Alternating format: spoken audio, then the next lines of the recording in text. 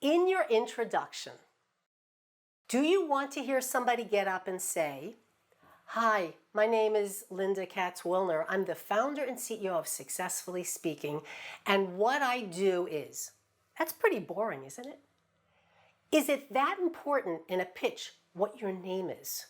That should not be the first thing you say. You want to grab the attention of your audience. And if I tell you, if I go someplace and I hear 10 pitches, and I did that recently, I would say 8 of them started with, "My name is, my company is, my app is, my start," whatever it is. Who cares? They want to see the passion about what you're doing. And so find a way, and we're going to talk about that in a minute, to grab the audience's attention.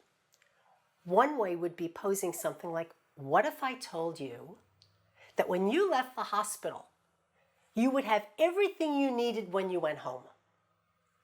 Would you like to hear more? Now, would that grab my attention?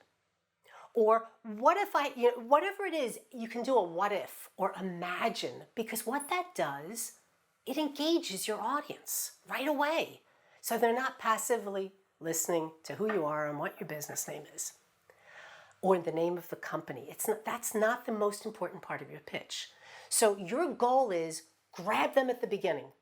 And the goal is you want them to say, "Yes, tell me more." That's going to be a good introduction.